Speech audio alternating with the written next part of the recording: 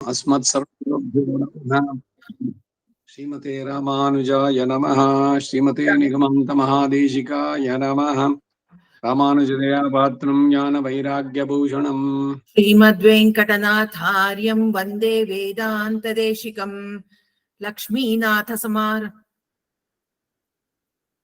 लक्ष्मीनाथसमारम्भां नाथयामुनमध्यमाम् अस्मदाचार्यपर्यन्तां वन्दे गुरुपरम्परां यो नित्यमच्युतपदाम्बुजयुग्मरुक्मा व्यामोहतस्तदितराणि तृणाय मेने अस्मद्गुरोर्भगवतोऽस्य दयैकसिन्धोः रामानुजस्य चरणौ शरणं प्रपद्ये।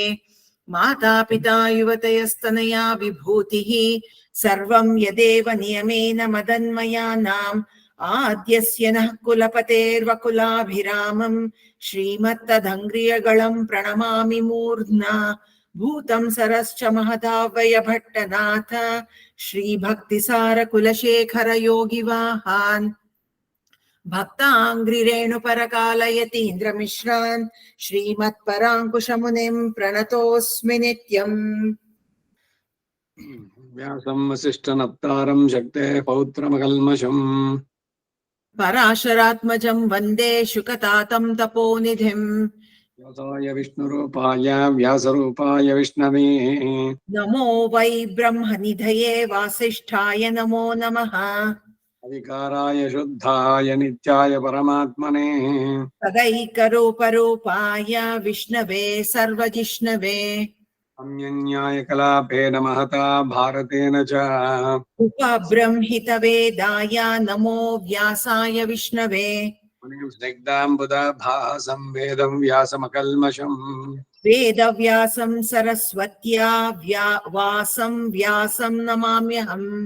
चतुर्वदनो ब्रह्मा द्विबाहुरपरो हरिः काललोचनः शम्भुः भगवान् बादरायणः कृष्णं कमलभद्राक्षं पुण्यश्रवणकीर्तनम् वासुदेवं जगद्योनिं नौमि नारायणं हरिम् कृष्णाय यादवेन्द्राय ज्ञानमुद्राय योगिने नाथाय रुक्मिणीशाय नमो वेदान्तवेदिने सारथ्यमर्जुनौ स्याजौ कुर्वन् गीतामृतं ददौ लोकत्रयोपकाराय तस्मै कृष्णात्मने नमः।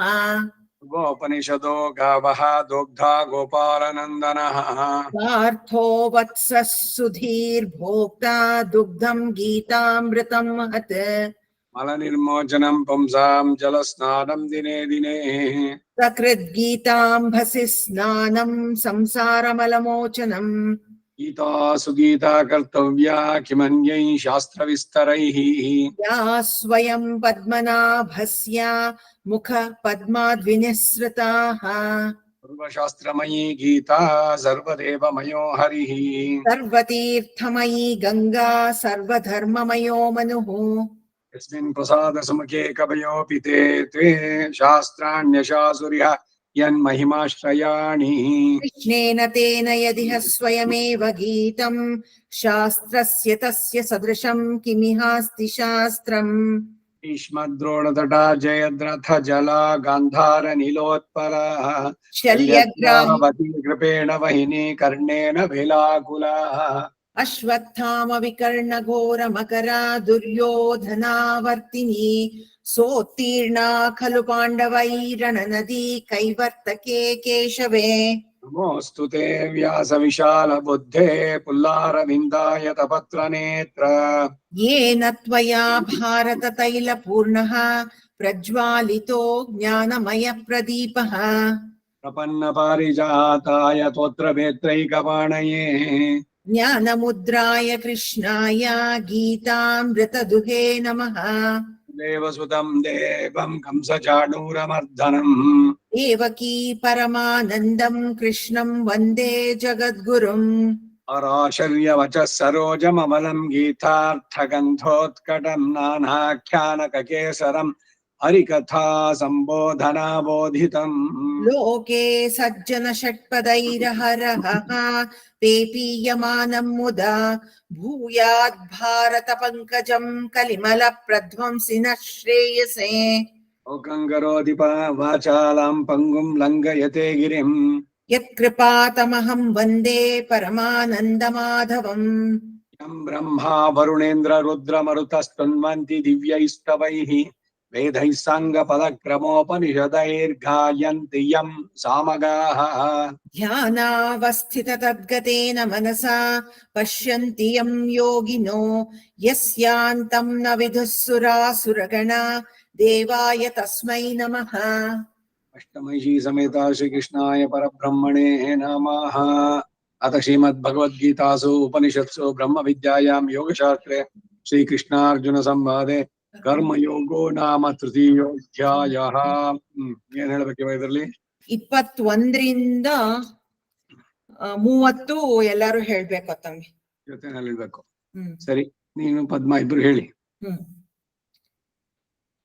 यद्यदाचरति श्रेष्ठः तत्तदेवेतरो जनः स यत् प्रमाणं कुरुते लोकस्तदनुवर्तते न मे पार्थास्ति कर्तव्यं त्रिषु लोकेषु किञ्चन नानवाप्तम् अवाप्तव्यं वर्त एव च कर्मणि यदि ह्यहं न वर्तेयं जातु कर्मण्यतन्द्रितः मम वर्त्मानुवर्तन्ते मनुष्याः पार्थ सर्वशः उत्सीदेयुरिमे लोका न कुर्यां कर्म चेदहम् शङ्करस्य च कर्ता स्याम्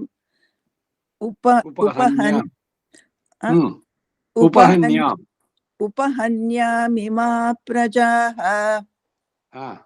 सक्ताः कर्मण्यविद्वांसो यथा कुर्वन्ति भारत कुर्याद्विद्वांस्तथा सक्ता शिकीर्षु लोकसङ्ग्रहम् ಪದ ಬಿಡಿಸೋದಾದ್ರೆ ಕುರ್ಯಾದ್ ವಿದ್ವಾಂಸ್ ತಥಾಸಕ್ತಃ ಚಿಕೀರ್ಷು. ಆ ವಿಸರ್ಗ ಹೋಗಿ ಶಕಾರ ಬರುತ್ತೆ, ಸ್ತುತ್ವ ಸಂಧಿ. कुर्याद्विद्वांस्तथा सक्तः शिकीर्षु लोकसङ्ग्रहम् न बुद्धिभेदं जनयेदम् अज्ञानां कर्मसङ्गिनां. जनयेदम् ಇಲ್ಲೇ ಜನಯೇತಿ ಅಜ್ಞಾನಾಂ, ಜನಯೇದಜ್ಞಾನಾಂ ವರ್ಣ. ನ ಬುದ್ಧಿಭೇದಂ ಜನಯೇತ್ ಅಜ್ಞಾನಾಂ ಕರ್ಮಸಂಗಿನಾಂ. ಪದ ಬಿಡಿಸೋದಾದ್ರೆ न बुद्धिभेदं जनयेत् अज्ञानां कर्मसङ्गिनां.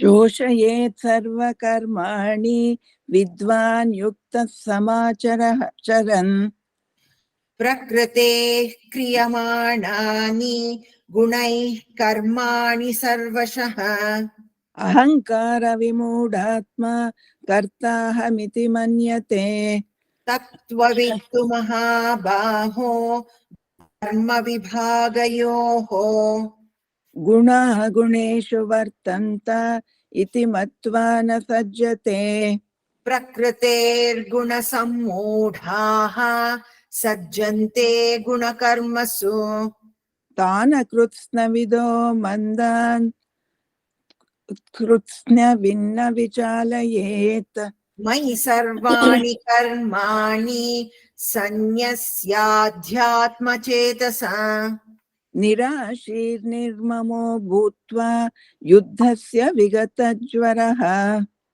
ಮುಂದಿನ ಶ್ಲೋಕದಿಂದ ಕಡೆ ತನಕ ಎರಡನೇ ಸಲ ಆಗ್ಬೇಕಲ್ವಾ? ಹೌದು. ಪೂರ ಶ್ಲೋಕ ಹೇಳ್ತೀನಿ, ನೀವು ರಿಪೀಟ್ ಮಾಡಿ. ಯೇ ಮೇ ಮತಮಿದಂ ನಿತ್ಯಂ ಅನುತಿಷ್ಠಂತಿ ಮಾನವಾಃ ಶ್ರದ್ಧಾವಂತೋ ನ ಸೂಯಂತೋ ಮುಚ್ಯಂತೆ ತೇಪಿ ಕರ್ಮಭಿಃ. ये मे मतमिदं नित्यम् अनुतिष्ठन्ति मानवाः श्रद्धावन्तो न सूयन्तो मुच्यन्ते तेऽपि कर्मभिः. ये मे मतमिदं नित्यम् अनुतिष्ठन्ति मानवाः श्रद्धावन्तो न सूयन्तो मुच्यन्ते तेऽपि कर्मभिः. ये त्वेतदभ्यसूयन्तो नानुतिष्ठन्ति मे मतम् सर्वज्ञानविमूढांस्तान् विद्धि नष्टान चेतसः. ये त्वेतदभ्यसूयन्तो नानुतिष्ठन्ति मे मतम् सर्वज्ञानविमूढांस्तान् विद्धि नष्टान चेतसः। ये त्वेतदभ्यसूयन्तो नानुतिष्ठन्ति मे मतम् सर्वज्ञानविमूढांस्तान् विद्धि नष्टान चेतसः। सदृशं चेष्टते स्वस्याः प्रकृतेर्ज्ञानवानपि प्रकृतिं यान्ति भूतानि निग्रह किं करिष्यति।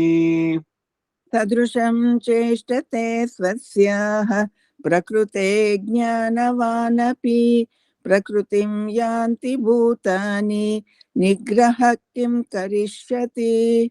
सदृशं चेष्टते स्वस्याः प्रकृतेर्ज्ञानवानपि प्रकृतिं यान्ति भूतानि निग्रहः किं करिष्यति।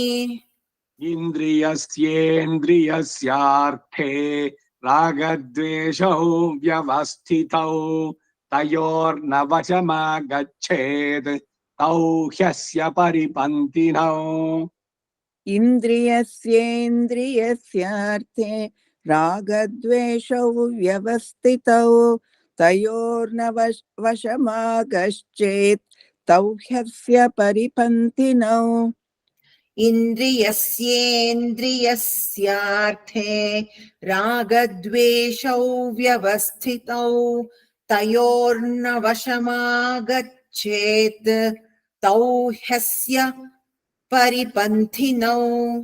श्रेयान् स्वधर्मो विगुणः परधर्मात् स्वनुष्ठितात् स्वधर्मे निधनं श्रेयः परधर्मो भयावहः।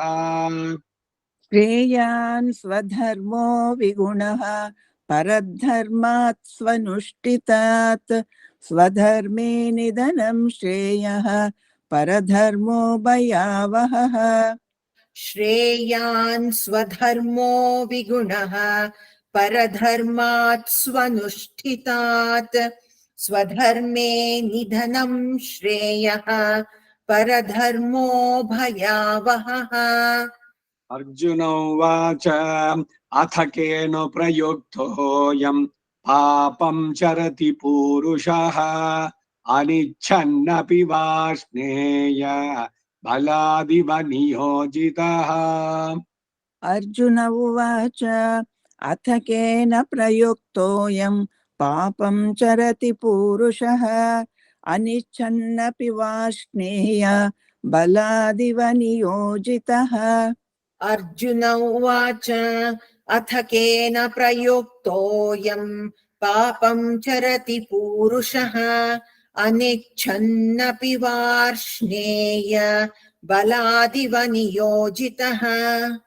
श्रीभगवानुवाच काम एष क्रोध एष रजोगुणसमुद्भवः महाशनो महापाप्मा विद्येनमिह वैरिणम्।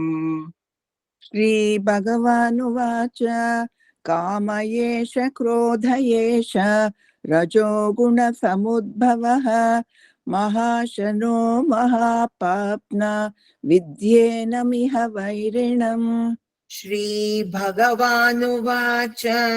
काम एष क्रोध एष रजोगुणसमुद्भवः महाशनो महापाप्मा विद्येनमिह वैरिणम्। धूमेन व्रियते वह्निः यथादर्शो मलेन च यथोल्बेनावृतो गर्भः तथा तेनेदमावृतम्।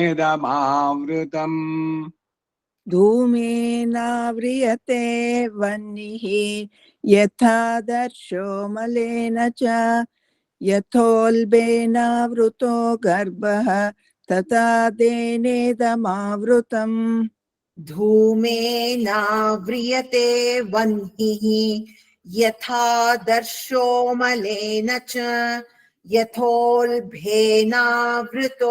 गर्भः तथा तेनेदमावृतम् आवृतं ज्ञानमेतेन ज्ञानिनो नित्यवैरिणा कामरूपेण कौन्तेय दुष्पूरेणानलेन च आवृतं ज्ञानमेतेन ज्ञानिनो नित्यवैरिणा कामरूपेण कौन्तेय दुष्पूरेणानलेन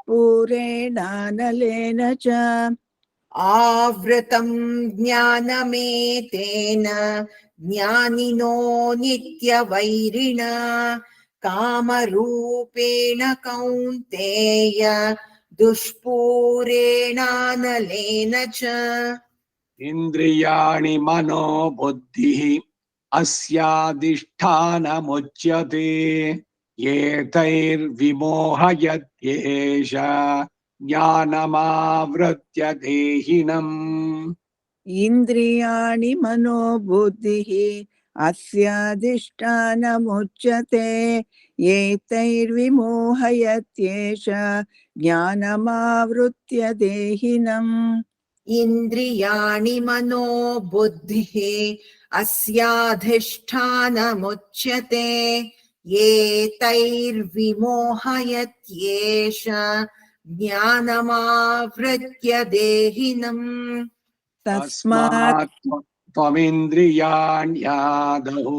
नियम्य भरतर्षभ पाप्मानं प्रजहिह्येनम् ज्ञानविज्ञाननाशनम् तस्मात् त्वमिन्द्रियाण्यादौ नियम्य भरतर्षभ पाप्मानं प्रजहिह्येनं ज्ञानविज्ञाननाशनम् तस्मात् त्वमिन्द्रियाण्यादौ नियम्य भरतर्षभ पाप्मानं प्रजहिह्येनं ज्ञानविज्ञाननाशनम् इन्द्रियाणि पराण्याहुः इन्द्रियेभ्यः परं मनः मनसस्तु परा बुद्धिः यो बुद्धेः परतस्तु सः इन्द्रियाणि पराण्याहुः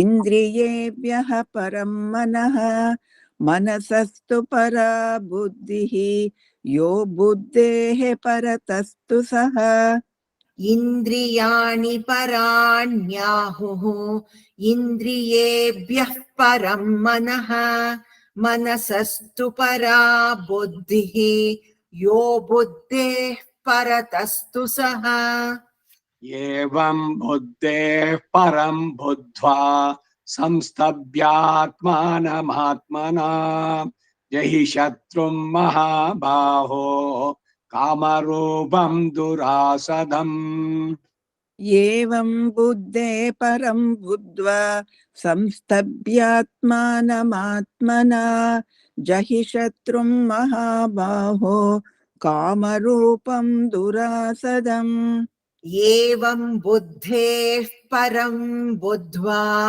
संस्तभ्यात्मानमात्मना जहि शत्रुं महाबाहो कामरूपं दुरासदम् अष्टमहिषी समेत श्री कृष्णाय परब्रह्मणे नमः। इति श्रीमद् अप्रो इति श्रीमद्भगवद्गीतासु उपनिषत्सु ब्रह्मविद्यायां योगशास्त्रे श्रीकृष्णार्जुन संवादे कर्मयोगो नाम तृतीयोऽध्यायः। श्रीमद्भगवद्गीतासु उपनिषत्सु ब्रह्मविद्यायां योगशास्त्रे श्रीकृष्णार्जुन संवादे कर्मयोगो नाम तृतीयोऽध्यायः। अष्टमहिषी समेत श्रीकृष्णाय परब्रह्मणे नमः। कल्पा अष्टमहिषी समेत श्री कृष्णाय परब्रह्मणे नमः। इति श्रीमद्भगवद्गीतासु उपनिषत्सु ब्रह्मविद्यायां योगशास्त्रे श्रीकृष्णार्जुन संवादे कर्मयोगो नाम तृतीयोऽध्यायः। अथ ज्ञानकर्म संन्यासयोगो नाम चतुर्थोऽध्यायः। अष्टमहिषी समेता श्रीकृष्णाय परब्रह्मणे नमः। भगवद् श्रीमद्भगवद्गीतासु उपनिषत्सु ब्रह्मविद्यायां योगशास्त्रे श्रीकृष्णार्जुन संवादे ज्ञानयोगो नाम चतुर्थ कर्म संन्यासयोगो नाम ಓ ಅದ್ಯಾವ್ದು ನನ್ನ ಪುಸ್ತಕದಲ್ಲಿ ಬೇರೆ ಇದೆ. ಸೇರಿಸ್ಕೊಳ್ಳಿ. ಇದು ರಾಮಾನುಜರು ಇದಕ್ಕೆ ಹೆಸರು ಕೊಟ್ಟಿರೋದು ಜ್ಞಾನ ಕರ್ಮ ಸನ್ಯಾಸ ಯೋಗ. ಬರೀಬೇಕು. ಹ, ಜ್ಞಾನ ಕರ್ಮ ಸನ್ಯಾಸ ಯೋಗೋ ನಾಮ ಚತುರ್ಥೋಧ್ಯಾಯಃ. अथ श्रीमद्भगवद्गीतासु उपनिषत्सु ब्रह्मविद्यायां योगशास्त्रे श्रीकृष्णार्जुनसंवादे ज्ञानकर्मसन्न्यासयोगो नाम चतुर्थोऽध्यायः। श्रीकृष्णाय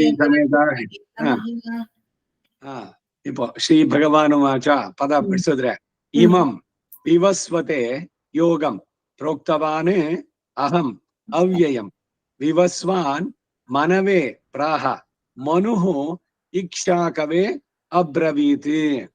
ಇಮಂ ವಿವಸ್ವತೆ ಯೋಗಂ. ಶ್ರೀ ಭಗವಾನುವಾಚ ಇಮಂ ವಿವಸ್ವತೆ ಯೋಗಂ. ಶ್ರೀ ಭಗವಾನುವಾಚ ಇಮಂ ವಿವಸ್ವತೆ ಯೋಗಂ. ಪ್ರೋಕ್ತವಾನಹಮವ್ಯಯಂ. ಪ್ರೋಕ್ತವಾನಹಮವ್ಯಯಂ. ವಿವಸ್ವಾನ್ ಮನವೇ ಪ್ರಾಹ. ವಿವಸ್ವಾನ್ ಮನವೇ ಪ್ರಾಹ. ವಿವಸ್ವಾನ್ ಮನವೇ ಪ್ರಾಹ. ಮನುರಿಕ್ಷ್ವಾಕವೇ ಬ್ರವೀತ್. ಮನುರಿಕ್ಷ್ವಾಕವೇ ಬ್ರವೀತ್. ಮನುರಿಕ್ಷ್ವಾಕವೇ ಬ್ರವೀತ್. ನಾನು ಈ ಅವಿನಾಶಿಯಾದ ಯೋಗವನ್ನ ಕಲ್ಪದ ಆದಿಯಲ್ಲಿ, ಕಲ್ಪಗಳು ಮನ್ವಂತರ ಇದೆಲ್ಲ ಹಿಂದೆ ಎಲ್ಲ ಹೇಳಿದೆಯಲ್ಲ, ಆ ಆರಂಭದಲ್ಲಿ, ಸೃಷ್ಟಿಯ ಆರಂಭದಲ್ಲಿ, ಕಲ್ಪದ ಆದಿಯಲ್ಲಿ ಸೂರ್ಯನಿಗೆ ನಾನು ಹೇಳಿದೆ. ಅದನ್ನ ಸೂರ್ಯ ತನ್ನ ಮಗನಾದ ಮನು, ಅವನ ಮನ್ವಂತರಕ್ಕೆ ಅಧಿಪತಿ. ವಿವಸ್ವಾನ್ ಅಂತ ಅವನ ಹೆಸರು. ವೈವಸ್ವತ ಮನ್ವಂತರೇ ಕಲಿಯುಗೆ ಅಂತ ಹೇಳ್ತೀವ ಇಲ್ವಾ? ಹಾಗೆ ಶ್ವೇತವರಾಹ ಕಲ್ಪ, ಆ ಕಲ್ಪದ ಆದಿಯಲ್ಲಿ ಇವನು ಸೂರ್ಯನಿಗೆ ಕೃಷ್ಣ ಭಗವಂತ ಹೇಳಿದ. ಸೂರ್ಯ ತನ್ನ ಮಗನಾದ ಆ ಮನ್ವಂತರಕ್ಕೆ ಅಧಿಪತಿಯಾದ ವಿವಸ್ವಾನ್ಗೆ ಹೇಳಿದ. ಆ ವಿವಸ್ವಾನು ಮುಂದಕ್ಕೆ ಇಕ್ಷ್ವಾಕು ವಂಶದಲ್ಲಿ, ಎರಡು ವಂಶಗಳು ಪ್ರಧಾನ ಪುರಾಣಗಳಲ್ಲಿ, ಒಂದು ಸೂರ್ಯವಂಶ, ಇನ್ನೊಂದು ಚಂದ್ರವಂಶ. ಸೂರ್ಯವಂಶದಲ್ಲಿ ಇಕ್ಷ್ವಾಕು ಅಂತ ಮಹರ್ಷಿ, ಇವನು ರಾಜ, ಅವನಿಗೆ ಹೇಳಿದ. ಹಾಗೆ ಅದು ಪರಂಪರೆಯಾಗಬೇಕು. ಆಮೇಲೆ ಏನಾಯ್ತು ಅಂದ್ರೆ ಕಾಲಕ್ರಮದಲ್ಲಿ ಎಲ್ಲ ನಷ್ಟವಾಗಿತ್ತು. ಅದು ಅವಾಗ ಏನ್ ಹೇಳಿದ್ನೋ ಅದನ್ನೇ ಇವಾಗ ನಿನಗೆ ಹೇಳ್ತಾ ಇದ್ದೀನಿ ಅಂತ ಮುಂದಕ್ಕೆ ಹೇಳ್ತಾನೆ. ಏವಂ ಪರಂಪರಾ ಪ್ರಾಪ್ತಂ ಇಮಂ ರಾಜರ್ಷಯಃ ವಿದುಃ ಸಹ ಕಾಲೇನ ಇಹ ಮಹತ ಯೋಗಃ ನಷ್ಟಃ ಪರಂತಪ. ಏವಂ ಪರಂಪರಾ ಪ್ರಾಪ್ತಂ. ಏವಂ ಪರಂಪರಾ ಪ್ರಾಪ್ತಂ. ಏವಂ ಪರಂಪರಾ ಪ್ರಾಪ್ತಂ. ಇಮಂ ರಾಜರ್ಷಯೋ ವಿದುಃ. ಇಮಂ ರಾಜರ್ಷಯೋ ವಿದುಃ. ಇಮಂ ರಾಜರ್ಷಯೋ ವಿದುಃ. ರಾಜರ್ಷಯ ಅನ್ನೋದು ಬಹಳ ಮುಖ್ಯವಾದದಲ್ಲಿ. ರಾಜ ಋಷಿಗಳವರು ರಾಜನಾಗಿ ಸರಿ ಸುಮ್ನೆ ಬರೀ ಐಹಿಕ ಭೋಗಗಳಲ್ಲಿ, ಇಂದ್ರಿಯಗಳ ತೃಪ್ತಿ ಅದರಲ್ಲೇ ಅವನು ಇದಾಗಿರ್ಲಿಲ್ಲ. ರಾಜ ಋಷಿಗಳಾಗಿದ್ದವರು. ಪ್ರಜೆಗಳನ್ನ ತಮ್ಮ ಮಕ್ಕಳಂತೆ ನೋಡ್ಕೊಂಡು ಪ್ರಜೆಗಳ ಸೇವಕನಾಗಿ ಧರ್ಮದಿಂದ, ಎಲ್ಲೂ ಧರ್ಮಕ್ಕೆ ಒಂದು ಚೂರು ಚ್ಯುತಿ ಉಂಟಾಗದಂತೆ ನಡೆಸಿ ಮುಂದಕ್ಕೆ ತನ್ನ ಮಗನಿಗೆ ಅವನಿಗೆ ಎಲ್ಲ ಆ ರೀತಿಯ ಸೂಕ್ತವಾದಂತಹ ಶಿಕ್ಷಣ ಇದುಗಳನ್ನೆಲ್ಲ ಕೊಟ್ಟು, ನೀನು ಈ ರೀತಿ ಪ್ರಜೆಗಳನ್ನ ಚೆನ್ನಾಗಿ ಪಾಲಿಸಬೇಕು ಅಂತೇಳಿ ಅವನಿಗೆ ಯುವರಾಜ ಪಟ್ಟಾಭಿಷೇಕ ಮಾಡಿ ಈ ರಾಜ ಋಷಿಗಳಾಗಿದ್ದವರು ಇಲ್ಲಿದ್ದಾಗ್ಲೇನೆ, ರಾಜ್ಯವನ್ನ ಆಳ್ತಾ ಇದ್ದಾಗ್ಲೇನೆ ಅದನ್ನ ಬಿಟ್ಟು ಕಾಡಿಗೆ ವಾನಪ್ರಸ್ಥದಲ್ಲಿ ಹೋಗಿ ಪೂರ್ಣವಾಗಿ ಅಧ್ಯಾತ್ಮದಲ್ಲಿ ಆ ರಾಜಭೋಗಗಳು ಯಾವುದನ್ನು ಅಲ್ಲಿ ಬಯಸ್ತಾ ಇರ್ಲಿಲ್ಲ ಅವರು. ಕಾಡಿನಲ್ಲಿ ಏನ್ ಸಿಗ್ತಾ ಇತ್ತೋ ಅದನ್ನೇ ತಿಂದು, ಹಾಗೇನೆ ಯೋಗದಿಂದ ಅವರು ದಂಪತಿಗಳು ಅವರ ಶರೀರವನ್ನ ಬಿಟ್ಟು ಮೋಕ್ಷವನ್ನೇ ಪಡೆದವರು. ಹೀಗೆ ಅನೇಕರು. ಜನಕಾದಿ ರಾಜರ್ಷಯ ಅಂತ ಹಿಂದೆ ಬಂದಿದ್ದು. ಜನಕೋಷ್ಣೆ ರಾಜ ಋಷಿ ಅವನು. ಒಂದ್ಸಲಿ ಅವನ ಹಿರಿಮೆಯನ್ನು ತೋರ್ಸೋಕೆ ಯೋಗ ಶಕ್ತಿಯಿಂದ ಅವನ ಮಿಥಿಲೆ ಹತ್ತಿ ಉರಿತಾ ಇದೆ ಅಂತ ತೋರ್ಸಿದ್ರು. ಬೇರೆ ಎಲ್ರು ರಾಜ ನಿನ್ನ ಮಿಥಿಲೆ ನಗರ ಹತ್ತು ಉರಿತಾ ಇದೆ ಅಂದ್ರೆ, ಮಿಥಿಲೆ ಹತ್ತು ಉರಿದು ನನಗೇನು ಅಂದ ಅವನು ಕೇರ್ಲೆಸ್ ಅಂತಲ್ಲ, ಎಲ್ಲವನ್ನು ಮಾಡುವಂತವನು ಇದ್ ಮಾಡುವವನು ಭಗವಂತ ಇದ್ದಾನೆ, ರಕ್ಷಣೆಗೆ ಅವನಿದ್ದಾನೆ. ಮನುಷ್ಯ ಪ್ರಯತ್ನದಲ್ಲಿ ನನ್ನಿಂದ ಯಾವ ಲೋಪದೋಷಗಳು ಆಗಿಲ್ಲ, ಹಾಗಾಗಿ ಉದ್ವೇಗವೂ ಇಲ್ಲ. ನಮ್ಗೇನೋ ನಮ್ದೇನೋ ಒಂಚೂರು ಹೋಯ್ತು ಅಂದ್ರೆ ನಮ್ಗೆ ಎಷ್ಟು ಟೆನ್ಷನ್ ಆಗ್ಬಿಡುತ್ತೆ. ಅಯ್ಯೋ ನ್ಯಾಯ ಇರುತ್ತೆ, ಯಾರ ಚಿತ್ತೋ ಅವಳ್ ಕದಾಗುಟ್ಟು ಇದಾಗುಟ್ಟು ಏನೇನೋ ಕೆಟ್ಟದ್ದಿದೆಲ್ಲ. ನಿಮಗೂ ಆ ವಸ್ತುಗೂ ಇದ್ದಿದ್ದು ಸಂಬಂಧ ಮುಗೀತು, ಬಿಟ್ಬಿಡಿ. ಸಂತೋಷವಾಗಿ ಯಾರು ಉಪಯೋಗಿಸಿದ್ರು ಅವ್ರು ಚೆನ್ನಾಗಿ ಉಪಯೋಗಿಸ್ಲಿ ಅಂತ ಬಿಟ್ಬಿಟ್ರೆ ಆಗೋಯ್ತು. ಅದ್ ನೆನೆಸ್ಕೊಂಡಾಗ್ಲಿಲ್ಲ. ಅಥವಾ ಇನ್ನರ್ಗ ಹೇಳೋದು, ಎಷ್ಟು ಕಾಸ್ಟ್ಲಿ ಇದು ಗೊತ್ತಾ, ಎಲ್ಲಿಂದ ತಗೊಂಡ್ ಬಂದಿದ್ದು, ಎಷ್ಟೆಲ್ಲಾ ಸೆಲೆಕ್ಟ್ ಮಾಡಿದ್ದು, ಹಾಳಾದ್ದು ಅನ್ಯಾಯವಾಗಿ ಹೋಗ್ಬಿಡ್ತು. ಏನ್ ಅನ್ಯಾಯ ಅಲ್ಲಿ? ನಿಮಗೂ ಆ ವಸ್ತುವಿಗೂ ಇದ್ದಿದ್ದ ಸಂಬಂಧ ಮುಗೀತಷ್ಟೇ. ಋಣಾನುಬಂಧ ರೂಪೇಣ ಪಶು ಪತ್ನಿ ಸುತ ಆಲಯ ಎಲ್ಲವೂ ಅಷ್ಟೇ ಋಣಾನುಬಂಧ. ಋಣ ಮುಗಿದಿದ ತಕ್ಷಣ ಹೋಯ್ತು. ಅದು ಅನ್ಯಾಯ ಅಲ್ಲ, ನ್ಯಾಯವಾದ್ದೇ ಇಲ್ಲ. ಯಾಕೆಂದ್ರೆ ನಿಮ್ಗೂ ಅದಕ್ಕೂ ಇದ್ದಿದ್ದು ಅಷ್ಟೇನೆ. ಈ ರೀತಿ ಇದನ್ನ ಚೆನ್ನಾಗಿ ತಿಳಿದಂತವರು ಋಷಿಗಳು. ಅದಕ್ಕಾಗಿ ರಾಜರ್ಷಿ ಅನ್ನೋ ಪದವನ್ನ ಇಲ್ಲಿ ಉಪಯೋಗಿಸಿದ್ದಾರೆ. ಇಮಂ ರಾಜರ್ಷಯೋ ವಿದುಹು ಸಕಾಲೇ ನೇಹ ಮಹತಃ ಸಕಾಲೇ ನೇಹ ಮಹತಃ ಸಕಾಲೇ ನೇಹ ಮಹತಃ ಯೋಗೋ ನಷ್ಟಃ ಪರಂತಪ ಯೋಗೋ ನಷ್ಟ ಪರಂತಪ ಯೋಗೋ ನಷ್ಟಃ ಪರಂತಪ. ಕಾಲಕ್ಕೆ ಇದಾಗ್ತಾ ಬರ್ತಾ ಹೋಗುತ್ತೆ. ಇದೆಲ್ಲಾನು ಆಗುವಂಥದ್ದು. ಈಗ ರಾಮಾನುಜರ ಕಾಲಕ್ಕೆ ಭಕ್ತಿ ಅನ್ನೋದು ಕಡಿಮೆ ಆಗೋಗಿತ್ತು. ಅದನ್ನ ಮತ್ತೆ ಪುನರುತ್ಥಾನ ಮಾಡಿದ್ದವರು. ಅದಕ್ಕೂ ಮೊದಲು ಶಂಕರರು, ಬೌದ್ಧರು ಇವರೆಲ್ಲ ವೇದದಲ್ಲಿ ಇದೆಲ್ಲ ಮಾಡಿ ಮಾಂಸ ಮದ್ಯ ತಿಂತಾ ಇದ್ರು ಅನ್ನೋದನ್ನೇ ದೊಡ್ಡದಾಗಿ ಅಹಿಂಸೆ ಅನ್ನೋದನ್ನ ಹೇಳೋದಕ್ಕೆ ಹೋಗ್ಬಿಟ್ಟು ಎಲ್ಲ ಅವರುಗಳು ಯಾವಾಗ ಶ್ರಾದ್ದ ಮಾಡ್ಬೇಕು ಅಂತಂದ್ರೆ ಅವ್ರಿಗೆ ಇಷ್ಟ ಆಯ್ತು ಅಂತಂದ್ರೆ ಮಾಂಸ ತಿನ್ಬೇಕು ಅಂತ ಶ್ರಾದ್ದ ಮಾಡ್ತಿದ್ರು. ಹೀಗೆಲ್ಲಾ ಸುದ್ದಿಗಳನ್ನು ಕೊಟ್ಬಿಟ್ರು. ಅಲ್ಲಿ ಇಲ್ಲ ನಿಜವಾಗ್ಲು ಆ ರೀತಿನಲ್ಲಿ ನಮಾಗಂ ಸಮಷ್ಣೀಯಾತೆ, ಮಾಂಸವನ್ನಿಟ್ಟು ಯಾವುದನ್ನು ನಡೆಸ್ಬೇಕು ಅಂತ ಇಲ್ವೇ ಇಲ್ಲ. ಎಲ್ಲ ಪುರಾಣ, ಈ 18 ಪುರಾಣದಲ್ಲಿ ಹುಡುಕಿದ್ರೆ ಒಂದೇ ಒಂದು ಕಡೆ ಸಿಗುವಂತಹದ್ದು ಈ ದಿವ್ಯ ಪ್ರಬಂಧ ಅನುಸಂಧಾನದಲ್ಲಿ ನೋಡ್ದಂತೆ. ಅವನು ವಿಶ್ವಕರ್ಮ ಅಗಸ್ತ್ಯನಿಗೆ ನೀನು ನರಮಾಂಸ ಭಕ್ಷಕನಾಗುವಂತ ಶಾಪ ಕೊಟ್ನಲ್ಲ, ಅದು ಕೂಡ ಲೋಕದ ಉದ್ಧಾರಕ್ಕಾಗಿ ನೀನು ಒಂದು ಸಲಿ ಮಾತ್ರ ಮಾಡ್ತೀಯ ಅಂತ ಭಗವಂತ ಅಲ್ಲಿ ಹೇಳ್ತಾನೆ. ಇವನು ಇಲ್ವಲ ವಾತಾಪಿ, ಅವರಲ್ಲಿ ವಾತಾಪಿಯನ್ನ ಆಡಿನ ರೂಪ ಮಾಡಿ ಅದನ್ನ ಅವನು ಮಾಡ್ಬಿಟ್ಟು ಬಡಿಸಿದ ಅಂತ. ಹಾಗಾದ್ರೆ ಆ ಟೈಮ್ನಲ್ಲಿ ಎಲ್ರು ಮಾಂಸಗಳನ್ನು ಇಡ್ತಾ ಇದ್ರ ಶ್ರಾದ್ದದಲ್ಲಿ ಅಂದ್ರೆ ಖಂಡಿತ ಇಲ್ಲ. ಅವರು ರಾಕ್ಷಸರು, ಈ ಮುನಿಗಳನ್ನು ಎಷ್ಟೋ ಜನರನ್ನು ತಿಂದಿದ್ದು, ಅವ್ರು ಮಾಡ್ತಾ ಇದ್ದಿದ್ ಹಾಗೆ. ಅದರಿಂದ ಮಾಂಸ ಭಕ್ಷಣೆ ಬರೀ ಬ್ರಾಹ್ಮಣರಿಗಲ್ಲ, ಬೇರೆ ಮನುಷ್ಯರಿಗೂ ಅಷ್ಟೇ. ಯಾರೊಬ್ರು ಮಾಂಸ ಭಕ್ಷಣೆ ಮಾಡಬಾರ್ದು. ಈಗ ಯಾವ ಪ್ರಾಣಿಗಳನ್ನ ಕೊಲ್ತಾರೋ ಅವುಗಳನ್ನ ಇವರು ನರಕದಲ್ಲಿ ಹೋದಾಗ ಆ ಪ್ರಾಣಿಗಳು ಇವರ ಶರೀರವನ್ನ ಕಿತ್ತಿ ತಿನ್ನುತ್ತವೆ. ಅವ್ರಿಗೆ ಆ ಪ್ರಾಣಿ ಶರೀರ ಹೋಗೋದಿಲ್ಲ, ಯಾತನಾ ಶರೀರ ಅಂತ ಸಪರೇಟ್ ಆ ನೋವನ್ನ ಅನುಭವಿಸ್ಬೇಕು. ಇದು ಬಹಳಷ್ಟಾಗಿ ಇತ್ತೀಚೆಗೆ ಇದ್ ಮಾಡ್ಬೇಕಾದ್ರೆ ಕೂಡ ಹೇಳಿದ್ರು. ಈಗ ಒಂದು ಪ್ರಾಣಿಯನ್ನ ನೀವು ಕೊಲ್ಲೋದಕ್ಕೆ ಸಿದ್ಧ ಮಾಡಿದ್ರಿ, ಈಗ ಆಡೋ ಕುರಿನೋ ಇದ್ ಮಾಡ್ಬೇಕು ಅಂದ್ರೆ ಅದನ್ನ ನೀವು ಕರ್ಕೊಂಡ್ಬಂದು ಅದು ಮಚ್ಚು ಇದೆಲ್ಲ ತಗೊಂಡ್ ಬಂದಾಗ ಅಲ್ಲಿ ತನಕ ಅದು ಗೊತ್ತಿರಲಿಲ್ಲ. ದಿ ಮೊಮೆಂಟ್ ಅದು ಇನ್ನೇನು ಕೊಲ್ತಾರೆ ಅನ್ನೋದು ಗೊತ್ತಾದಾಗ ಅದಕ್ಕೆ ಮಾನಸಿಕ ಸ್ಥಿತಿ ಎಷ್ಟು ಮಟ್ಟಗಾಗೋಗುತ್ತೆ ಅಂತಂದ್ರೆ ಎಷ್ಟು ವ್ಯಗ್ರವಾಗುತ್ತೆ. ಯಾರಿಗೆ ಶರೀರ ಬಿಡೋಕ್ ಇಷ್ಟ ಇದೆ? ಅದು ಯಾವುದೇ ಪ್ರಾಣಿ ಆಗ್ಲಿ. ಹಾಗೆ ಇವನು ಕತ್ತಿನೋ ಮತ್ತೊಂದೋ ಕೊಂದು ಬಿಟ್ಟು ಮಾಡ್ಬೇಕಾದ್ರೆ ಈ ಹಲಾಲು ಅದು ಇದನ್ನೆಲ್ಲ ಚರ್ಚೆಗಳು ಬರ್ಬೇಕಾದ್ರೆ ಇವುಗಳೆಲ್ಲ ಹೇಳ್ತಾ ಇದ್ರು. ಪ್ರಾಣವನ್ನ ಬಿಡುವ ಸಮಯದಲ್ಲಿ ಅದ್ರ ರಕ್ತವನ್ನ ಇವರು ತೆಗೆದು ಬಿಟ್ಟು ಆಮೇಲೆ ಮಾಡ್ತಾರೆ ಅಂತ ಆ ನೋವಾಗೋಲ್ವೇ? ಅದಕ್ಕೆ ಆ ಮನಸ್ಸಿನ ಸ್ಥಿತಿ ಏನಿದೆ ಅದು ವ್ಯಗ್ರವಾಗಿದ್ದು ಉದ್ವಿಗ್ನವಾಗಿದ್ದು ಆ ಮಾಂಸವನ್ನ ತಿಂದ್ರೆ ಇವನ ಮನಸ್ಸು ಕೂಡ ಅದಾಗತ್ತೆ. ದೈಹಿಕವಾಗಿ ಆಗ್ಲಿ ಆಧ್ಯಾತ್ಮಿಕವಾಗಿ ಆಗ್ಲಿ ಯಾವ ರೀತಿನಲ್ಲೂ ಕೂಡ ಅದನ್ನು ಜಸ್ಟಿಫೈ ಮಾಡೋಕ್ಕಾಗಲ್ಲ. ತುಂಬಾ ನ್ಯೂಟ್ರಿಯೆಂಟ್ಸ್ ಇದೆ ಅದರಲ್ಲಿ, ಬಹಳಷ್ಟು ಇದು ಸಿಗತ್ತೆ. ನಿಮ್ಗೆ ಸಸ್ಯಗಳಲ್ಲಿ ಸಿಗೋಲ್ವೇದು ಇದು. ಇನ್ನು ಮತ್ತೆ ಈ ಕುತರ್ಕ ಮಾಡೋರು ಸಸ್ಯಗಳನ್ನು ತಿಂದ್ರೆ ಅದು ಅವುಗಳಿಗೆ ಹಿಂಸೆ ಆಗೋದಿಲ್ವೇ ಅಂತಂದ್ರೆ, ಮನುಷ್ಯನನ್ನ ಇದ್ ಮಾಡ್ಬೇಕಾದ್ರೆ ಒಬ್ಬರು ಇನ್ನೊಬ್ಬರಿಗೆ ಆಹಾರ ಆಗಿದೆ. ಈಗ ಹುಲಿ ಒಂದು ಜಿಂಕೆಯನ್ನು ತಿಂದ್ರೆ ಅದು ಪಾಪ ಮಾಡ್ತು ಅಂತಿಲ್ಲ, ಮನುಷ್ಯನಿಗೆ ಸಹಜವಾಗಿ. ಈಗ ಹಸುವಿನಲ್ಲಿ ಹಾಲು ಕರ್ಕೊಂಡ್ರೆ ಹಸುವಿಗೆ ಅಪಚಾರ ಮಾಡ್ದಂತಲ್ಲ, ಯು ಆರ್ ಫೇವರಿಂಗ್ ಇಟ್. ಇಲ್ದಿದ್ರೆ ಅದಕ್ಕೆ ಆ ನೋವು ಹಾಲು ತುಂಬಿಕೊಂಡಾಗ. ಪಾಲ್ ಸೊರಿಯಂ ವಳ್ಳಲ್ ಪೆರುಂ ಪಶುಗಳ್, ಇಲ್ಲಿ ಕರಿಯೋರು ಇಲ್ಲದೆ ಆ ಶ್ರೀರಾಮ ಕೃಷ್ಣನ ಸಖ, ಕೃಷ್ಣನ ಇದ್ರಲ್ಲಿ ಹೋಗ್ಬಿಟ್ಟಿದ್ದಾನೆ. ಎಮ್ಮೆ ಇವು ಹಸುಗಳನ್ನು ಕರೆಯೋರೇ ಇಲ್ಲ, ಅವು ತಮ್ಮ ಕರುಗಳನ್ನ ನೆನ್ಸ್ಕೊಂಡು ತಾವಾಗಿ ಹಾಲನ್ನು ಸುರಿದ್ವು ಅಂತ ಅಂದ್ಬಿಟ್ಟು ಅಲ್ಲಿ ಹೇಳುವಂತ.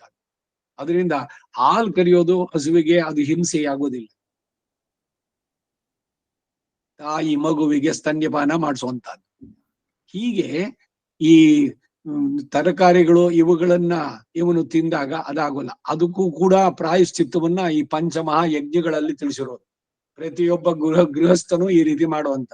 ಅಕ್ಕಿಯನ್ನ ಹುರಿತೀವಿ, ಅಥವಾ ಇದರಲ್ಲಿ ಇವ್ರು ರಂಗಪ್ರಿಯ ಸ್ವಾಮಿಗಳಿಂದ ಹೇಳ್ತಾ ಇದ್ರು, ನಾನು ಅನೇಕ ಬಾರಿ ಅದನ್ನ ಹೇಳ್ತಾ ಇದ್ದೆ. ನಾನು ಈಗಾಗ್ಲೇ ಇದರಲ್ಲಿ ನೀರಿನಲ್ಲಿ ಅಕ್ಕಿಯನ್ನು ಹಾಕ್ಬಿಟ್ರೆ ಕುತ ಕುತ ಅಂತ ಕುದಿಯತಾ ಇರ್ತದ ಶಬ್ದ, ಕುತ ಕುತ ಕುತ ಅಂತ. ಕುತಃ ಕುತಃ, ನನಗೆ ಯಾಕೆ ಈ ಹಿಂಸೆಯನ್ನು ಕೊಡ್ತಾ ಇದ್ದೀರಿ ಅಂತ ಒಂದೊಂದು ಅಕ್ಕಿ ಕಾಳು ಕೇಳ್ತಾ ಇದೆಯಂತೆ. ಕುತಃ ಕುತಃ ಅಂತ. ಅದಕ್ಕಾಗಿಯೇ ಪಂಚವಾ ಏತೆ ಮಹಾಯಜ್ಞಾ, ದೇವಯಜ್ಞ, ಮನುಷ್ಯ ಯಜ್ಞ, ಪಿತೃಯಜ್ಞ, ಬ್ರಹ್ಮಯಜ್ಞ, ಭೂತಯಜ್ಞ. ಪ್ರತಿಯೊಬ್ಬ ಗೃಹಸ್ಥರು ಇದನ್ನು ನಡೆಸಬೇಕಾದದ್ದು.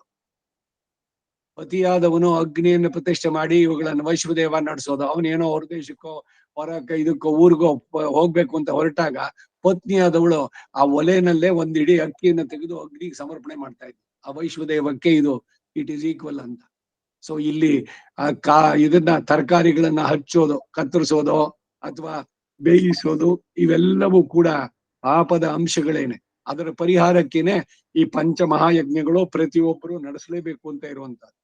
ಭೂತ ತೃಪ್ತಿ, ಭೂತ ಯಜ್ಞ, ತಿನ್ನೋದಕ್ ಮೊದ್ಲು ಒಂದ್ ಸ್ವಲ್ಪ ಅನ್ನವನ್ನು ಇದನ್ನ ಏನ್ ಮಾಡಿರ್ತೀರೋ ಅದನ್ನ ತಗೊಂಡೋಗಿ ಮೇಲೆ ಇಡುವಂತಹದ್ದು, ನೀರನ್ನು ಸ್ವಲ್ಪ ಇಡುವಂತಹದ್ದು.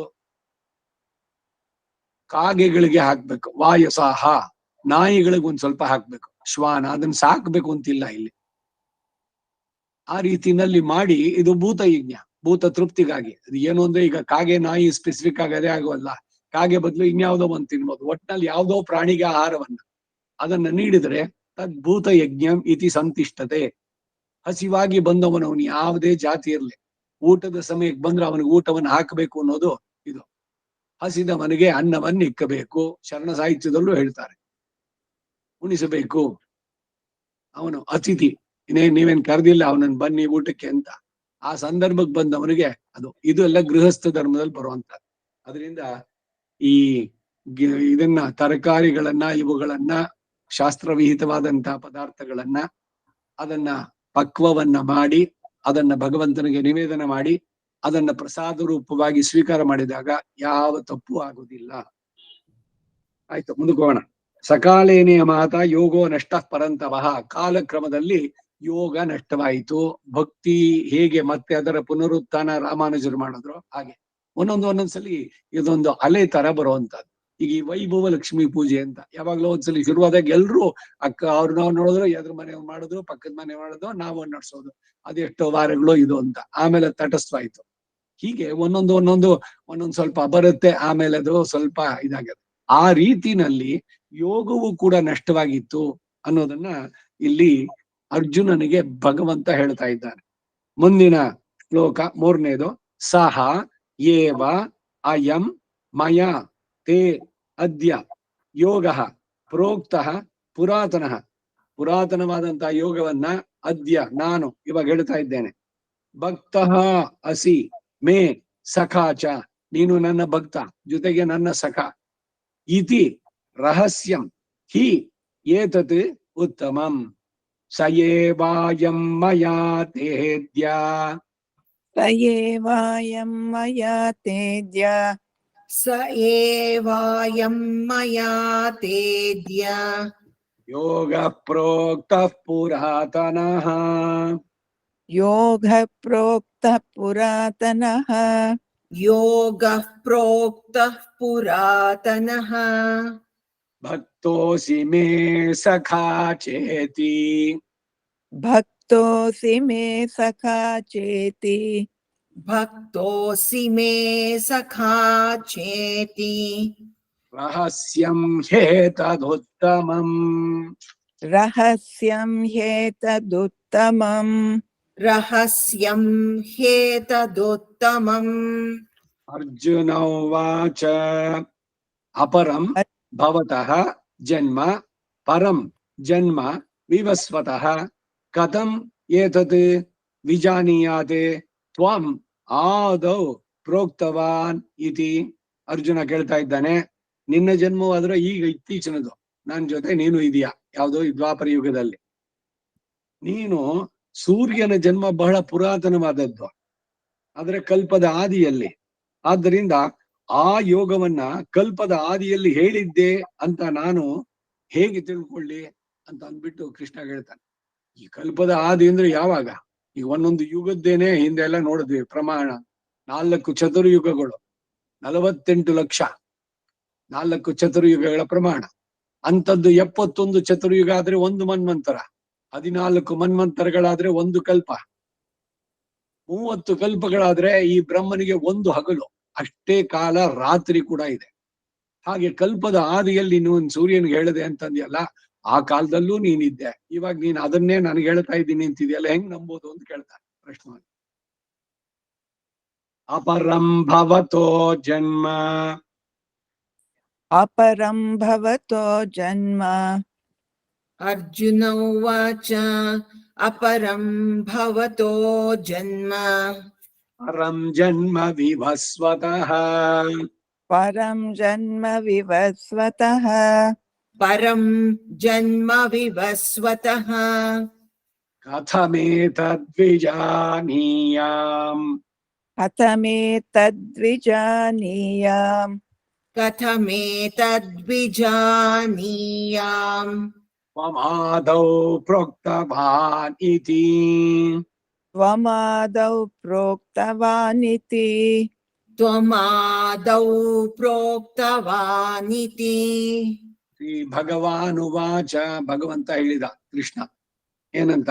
ಬಹೂನಿ ಮೇ ವ್ಯತೀತಾನಿ ಜನ್ಮಾನಿ ತವ ಚ ಅರ್ಜುನ ತಾನಿ ಅಹಂ ವೇದ ಸರ್ವಾಣಿ ನ ತ್ವಂ ವೇತ್ತ ಪರಂತಪ.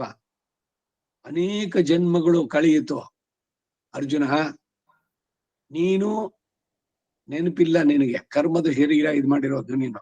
ಆದ್ರೆ ನನಗೆ ಅಹಂ ವೇದ ಸರ್ವಾಣಿ, ಎಷ್ಟು ಜನ್ಮಗಳಾಯ್ತು, ನೀನು ಯಾವ ಯಾವ ಜನ್ಮಗಳಲ್ಲಿ ಏನೇನಾಗಿದ್ದೆ ಎಲ್ಲವೂ ನನಗ್ ಗೊತ್ತಾಗ, ನಿನಗ್ ಗೊತ್ತಾಗಲ್ಲ. ಯಾಕೆಂದ್ರೆ ನಿನ್ನದು ಕರ್ಮದ ಶರೀರ. ಅದರಿಂದ ಹೀಗೆ ಅನ್ನೋದನ್ನ ಹೇಳ್ತಾನೆ ಅಲ್ಲಿ. ಬಹೂನಿ ಮೇ ವ್ಯತೀತಾನಿ. ಶ್ರೀ ಭಗವಾನುವಾಚ ಬಹೂನಿ ಮೇ ವ್ಯತೀತಾನಿ श्रीभगवानुवाच बहूनि मे व्यतीतानि ಜನ್ಮಾನಿ ತವ ಚಾರ್ಜುನ ಜನ್ಮಾನಿ ತವ ಚಾರ್ಜುನ जन्मानि तव चार्जुन ತಾನ್ಯಹಂ ವೇದ ಸರ್ವಾಣಿ ತಾನ್ಯಹಂ ವೇದ ಸರ್ವಾಣಿ तान्यहं वेद सर्वाणि ನ ತ್ವಂ ವೇತ್ತ ಪರಂತಪ. ನ ತ್ವಂ ವೇತ್ತ ಪರಂತಪ न त्वं वेत्थ परन्तप. ಅಜೋಪಿ ಸನ್, ಅದು ಮುಂದಿನ ಶ್ಲೋಕ. ಅಜಃ ಅಪಿ ಸನ್ ಅವ್ಯಯಾತ್ಮ ಭೂತಾನಾಂ ಈಶ್ವರಃ ಅಪಿ ಸನ್ ಪ್ರಕೃತಿಂ ಸ್ವಾಂ ಅಧಿಷ್ಠಾಯ ಸಂಭವಾಮಿ ಆತ್ಮ ಮಾಯಯ. ಅಜೋಪಿ ಸನ್ ಅವ್ಯಯಾತ್ಮ ಅಜೋಪಿ ಸನ್ನ ವ್ಯಯಾತ್ಮ अजोऽपि सन् अव्ययात्मा ಅವ್ಯಯಾತ್ಮ. ಅಜೋಪಿ ಸನ್ ಅವ್ಯಯಾತ್ಮ.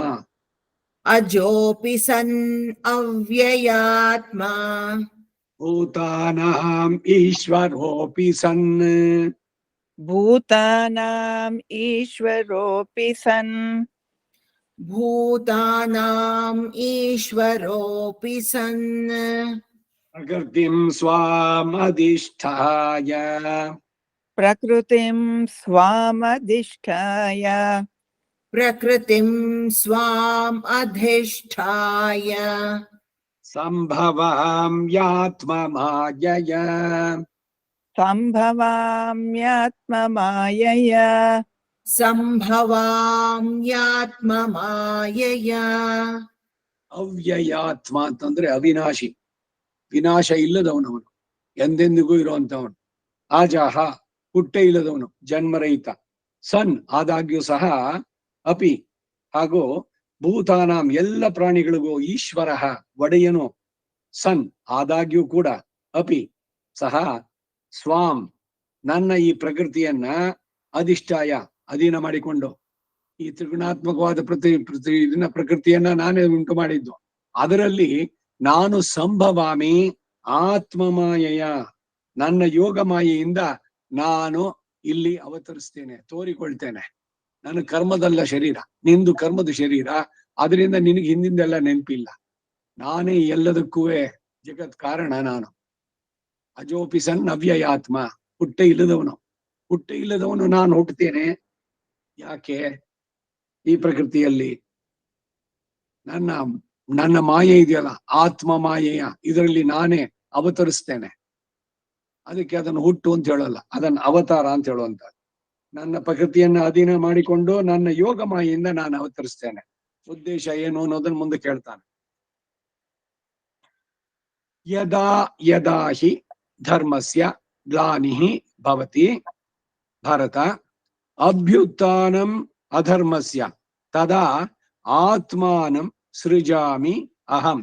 ಯದಾ ಯದಾ ಹಿ ಧರ್ಮಸ್ಯ ಯದಾ ಯದಾ ಹಿ ಧರ್ಮಸ್ಯ यदा यदा हि धर्मस्य ಗ್ಲಾನಿರ್ಭವತಿ ಭಾರತ ಗ್ಲಾನಿರ್ಭವತಿ ಭಾರತ ग्लानिर्भवति भारत ಅಭ್ಯುತ್ಥಾನಮಧರ್ಮಸ್ಯ ಅಭ್ಯುತ್ಥಾನಮಧರ್ಮಸ್ಯ अभ्युत्थानमधर्मस्य ತದಾತ್ಮಾನಂ ಸೃಜಾಮ್ಯಹಂ. ತದಾತ್ಮಾನಂ ಸೃಜಾಮ್ಯಹಂ तदात्मानं सृजाम्यहम्. ಅರ್ಜುನ, ಧರ್ಮಕ್ಕೆ ಯಾವಾಗ ಚ್ಯುತಿ ಉಂಟಾಗುತ್ತೋ ಆವಾಗಲೆಲ್ಲ ಮತ್ತೆ ಅಧರ್ಮ ಹೆಚ್ಚಿದಾಗಲೆಲ್ಲ ನಾನು ಈ ನನ್ನ ರೂಪವನ್ನು ರಚಿಸ್ಕೊಳ್ತೇನೆ, ಅರ್ಥಾತ್ ಅವತಾರವನ್ನ ಮಾಡ್ತೇನೆ. ಪ್ರತ್ಯಕ್ಷವಾಗಿ ಎಲ್ಲರೂ ನೋಡುವಂತೆ ಸಾಕಾರ ರೂಪದಿಂದ ಎಲ್ಲರಿಗೂ ಗೋಚರಿಸ್ತೇನೆ. ತದ ಆತ್ಮಾನಂ ಸೃಜಾಮಿ ಅಹಂ, ನನ್ನ ಮಾಯೆಯಲ್ಲಿ ನಾನೇ ಅವತರಿಸ್ತೇನೆ ಅಂತಾನೆ. ಸೊ ಅದಕ್ಕಾಗಿ ಭಗವಂತನ ಹುಟ್ಟು ಅನ್ನೋದಕ್ಕೆ ಅವತಾರ ಅಂತ ಹೇಳೋದು. ಬೇರೆ ಎಲ್ಲರಿಗೂ ಕರ್ಮದ ಶರೀರಗಳನ್ನ ನಾವು ಪಡೆಯೋದು, ಇದು ಹುಟ್ಟು, ಅದು ಅವತಾರ. ಅವತರಿಸಿದ ಅವನು, ಭಗವಂತ ಅವತರಿಸಿದ. ಯಾವಾಗ ಧರ್ಮಕ್ಕೆ ಚ್ಯುತಿ ಉಂಟಾಗುತ್ತೋ, ಅಧರ್ಮ ಹೆಚ್ಚುತ್ತೋ ಅವಾಗಲೆಲ್ಲ. ಈಗ ಬರೀ ಕಲಿಯುಗದ ಕಡೆನಲ್ಲೇ ಅವನು ಹುಟ್ಟಬೇಕು ಅಂತಿಲ್ಲ, ಮತ್ತೆ ಇಷ್ಟಕ್ಕೆ ಇವಾಗ್ಲೇ ಆಗ್ಬೇಕು ಅಂತಾನೂ ಇಲ್ಲ, ಯಾವ ಲಿಮಿಟು ಇಲ್ಲ. ಯಾವಾಗ ಧರ್ಮಕ್ಕೆ ಚ್ಯುತಿ ಉಂಟಾಗಿ ಅಧರ್ಮ ಹೆಚ್ಚಾಗುತ್ತೋ ಅವಾಗ ಅವನು ಅವತರಿಸ್ತಾನೆ. ತನ್ನದೇ ಮಾಯೆಯಲ್ಲಿ ತಾನೇ ಉಂಟಾಗ್ತೀನಿ ಅಂತ ಹೇಳ್ತಾನೆ. ಇದು ಅವನ ಅವತಾರಕ್ಕೆ ಮಾಡುವಂತಹ ಮುಖ್ಯವಾದಂತಹ ಕಾರಣ ಏನು ಅನ್ನೋದನ್ನ ಹೇಳ್ತಾನೆ ಇಲ್ಲಿ.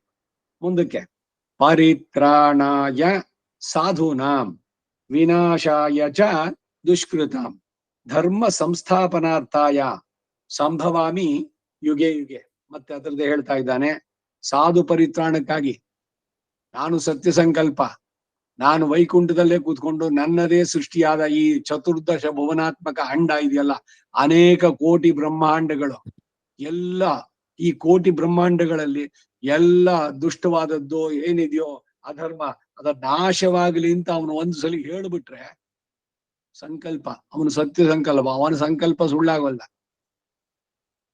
ಸೊ ದುಷ್ಟರ ನಿಗ್ರಹ ಅನ್ನೋದು ಅವತಾರಕ್ಕೆ ಪ್ರಧಾನವಾದಂತಹ ಇದಾಗೋದಿಲ್ಲ.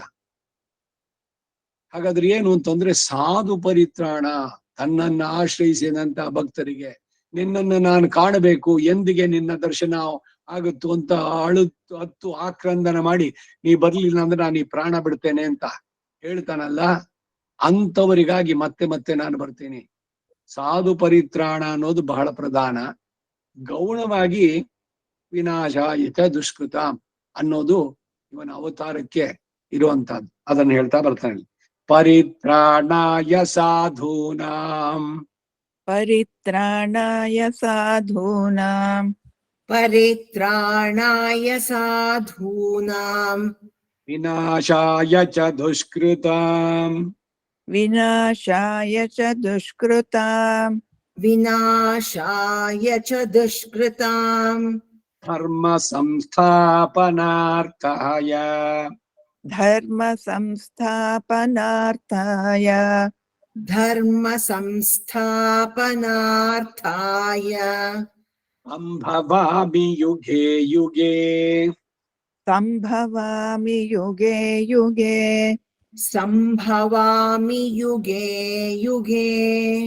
ಈ ಶ್ಲೋಕ ಅಷ್ಟು ಮುಖ್ಯವಾದದ್ದು ಅನ್ನೋದಕ್ಕಾಗೇನೆ ಅದನ್ನ ವಿಷ್ಣು ಸಹಸ್ರನಾಮದಲ್ಲಿ ಕಡೆನಲ್ಲಿ ಸೇರಿಸಿರೋದು. ಫಲಶ್ರುತಿನಲ್ಲಿ ಎಲ್ಲ ಒಳ್ಳೊಳ್ಳೆ ಮಾತುಗಳು ಎಲ್ಲೆಲ್ಲಿ ಬರುತ್ತೋ ಅವುಗಳನ್ನೆಲ್ಲ ಸೇರಿಸ್ಕೊಂಡು ಅಲ್ಲಿ ಕಡೆನಲ್ಲಿ ಫಲಶ್ರುತಿನಲ್ಲಿ ಪಾರ್ವತಿ ವಾಚ ಈಶ್ವರ ವಾಚ ಇವೆಲ್ಲ ಅವ್ರು ಹೇಳಿದ್ದುಂಟು, ಇಲ್ಲ ಅಂತ ಅಲ್ಲ. ಅವೆಲ್ಲ ಬೇರೆ ಬೇರೆ ಪುರಾಣಗಳ ಉಲ್ಲೇಖದಿಂದ ಬರೋದು. ಸಾಮಾನ್ಯವಾಗಿ ವಿಷ್ಣುವಿನ ಹಿರಿಮೆಯನ್ನ ಕೊಂಡಾಡೋದ್ರಲ್ಲಿ ಇವರಿಬ್ಬರೇ ಪ್ರಧಾನ ರೋಲುಗಳು ಅನೇಕ ಪುರಾಣಗಳಲ್ಲಿ ಬರುತ್ತೆ. ಸ್ಕಾಂದ ಪುರಾಣ, ಲಿಂಗ ಪುರಾಣ ಇವುಗಳಲ್ಲೆಲ್ಲ ಪಾರ್ವತಿ ಕೇಳ್ತಾಳೆ, ಅದಕ್ಕೆ ಶ್ರೀ ಈಶ್ವರ ಹೇಳ್ತಾನೆ, ಅವನು ಶ್ರೀಮನ್ನಾರಾಯಣ, ಅವನನ್ನ ತಿಳಿದ್ರೆ ನೋಡು ಎಲ್ಲ ಪರಿಹಾರ ಆಗ್ಬೋದು ಅಂತ. ಇಲ್ಲಿ ಕೃಷ್ಣನೇ ಸ್ಪಷ್ಟವಾಗಿ ಹೇಳ್ತಾನೆ ಮುಂದಕ್ಕೆ. ಜನ್ಮ ಕರ್ಮ ಚ ಮೇ ದಿವ್ಯಂ ಏವಂ ಯಹ ವೇತ್ತಿ ತತ್ವತಃ ತ್ಯಕ್ತ್ವಾ ದೇಹಂ ಪುನಃ ಜನ್ಮ ನ ಏತಿ ಮಾಂ ಏತಿ ಸಹ ಅರ್ಜುನ. ನನ್ನ ಜನ್ಮ, ನಾನು ಮಾಡಿದಂತಹ ಆಶ್ಚರ್ಯ ಚೇಷ್ಟಿತಗಳು, ಕರ್ಮ ಅಂದ್ರೆ ಅವನು ನಡೆಸಿದಂತಹ ದಿವ್ಯ ಇದು, ಇವೆಲ್ಲ ದಿವ್ಯವಾದದ್ದು. ಬೇರೆ ಯಾರು ಇದನ್ನ ಮಾಡ್ಲಿಕ್ಕೆ ಆಗೋಲ್ಲ, ಭಗವಂತ ಮಾಡಿದ್ದು.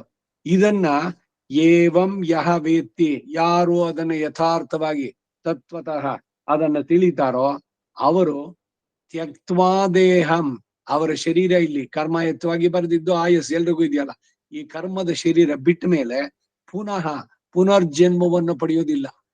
ಯಾತಕ್ಕೆ ಭಗವಂತನ ಬಗ್ಗೆ ತಿಳಿಬೇಕು ಅಂತಂದ್ರೆ ನೋಡಿ, ಇದು ಆಧಾರ. ಭಗವಂತನ ಬಗ್ಗೆ, ಅವನ ಹುಟ್ಟು, ಇವುಗಳನ್ನೆಲ್ಲ ಯಾಕೆ ನಾವು ಅನುಸಂಧಾನ ಮಾಡಬೇಕು? ಅವನ ಅವತಾರಗಳು, ಪರ, ವ್ಯೂಹ, ವಿಭವ, ಹಾರ್ದ, ಅರ್ಚ ಎಲ್ಲದರಲ್ಲೂ ಕೂಡ ಅವನು ನಡೆಸಿದಂತಹದ್ದು. ಇವುಗಳನ್ನ ನೀವು ತಿಳಿದು ಅದು ಯಾತಕ್ಕಾಗಿ ಮಾಡಿದ ಅನ್ನೋದನ್ನು ತತ್ವತಃ ತಿಳಿದದ್ದೇ ಆದ್ರೆ ಅವನ ಜನ್ಮ, ಅವನ ಮಾಡಿದಂತಹ ಆಶ್ಚರ್ಯ ಚೇಷ್ಟಿತಗಳು, ಅಂತವನಿಗೆ ಪುನರ್ಜನ್ಮ ಇಲ್ಲ ಅನ್ನೋದನ್ನ ಹೇಳ್ತಾನೆ.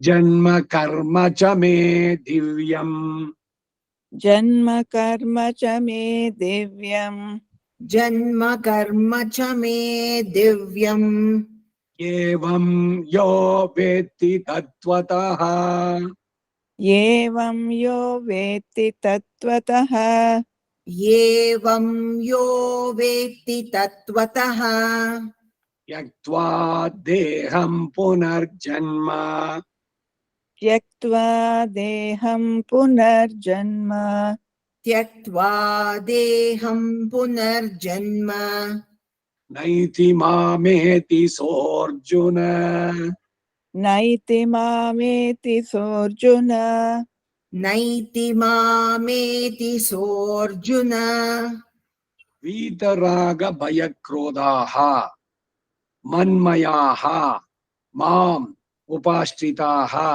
ಬಹವಃ ಜ್ಞಾನತಪಸಾ ಪೂತಾಃ ಮದ್ಭಾವಂ ಆಗತಾಃ.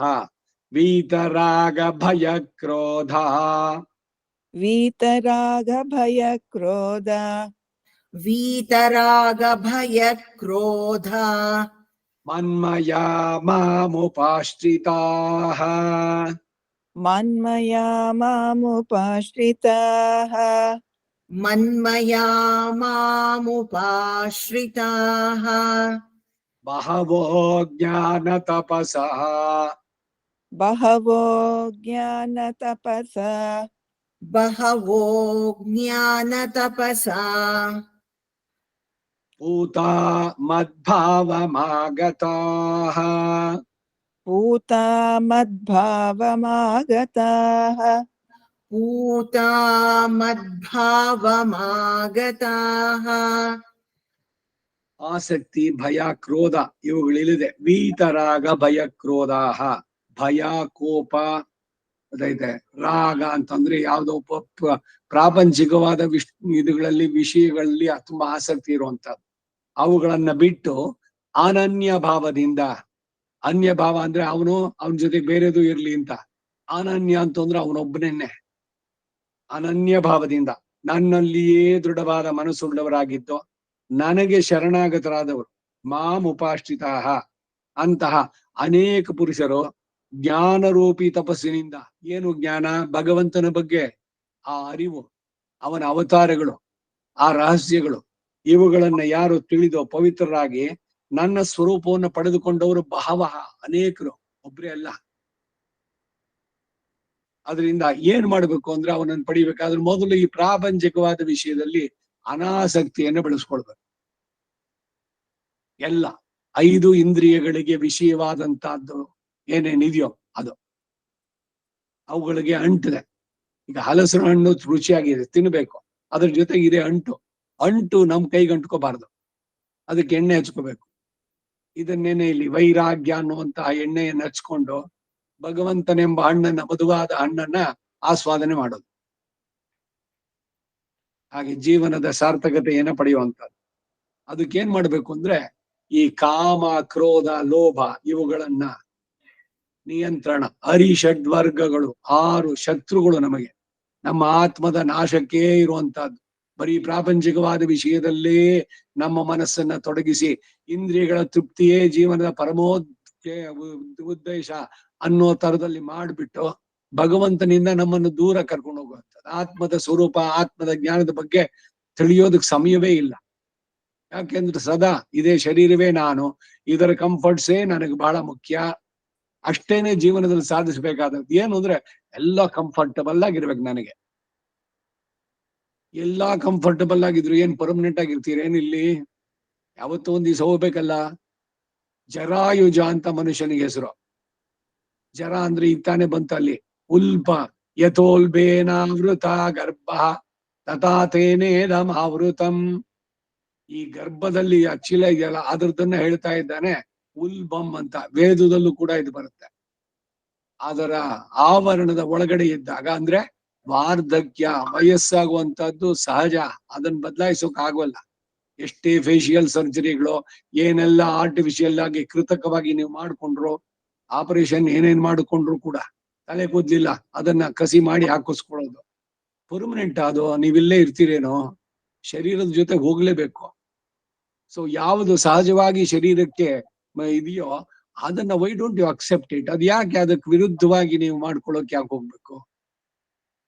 ಶರೀರದ ಸಹಜ ಗುಣ ಏನು ಅಂದ್ರೆ ಶೀರ್ಯತೆ ಇತಿ ಶರೀರ, ನಾಶವಾಗೋದು ಅದಕ್ಕೆ ಸಹಜವಾದಂತ ಧರ್ಮ. ಅದನ್ನು ಯಾರು ಬದಲಾಯಿಸೋಕೆ ಆಗೋಲ್ಲ. Nobody can. ಯಾತಸ್ಸಿ ಧ್ರುವಂ ಮೃತ್ಯು, ಹುಟ್ಟಿದವನೆಲ್ಲ ಸಾಯ್ಲೇಬೇಕು. ತೊಟ್ಟಿಲುಗಳೆಟ್ಟು ಮಸಣಗಳು ಅಷ್ಟೇ ದರೆಯೊಳಗೆ. ಅದರಿಂದ ಸಾವು ಅನ್ನೋದು ಇಟ್ಟು ಸಾನೆ ಅವಿಭಾಜ್ಯ, ನಮಗೊಂದು ವರ ಅದು.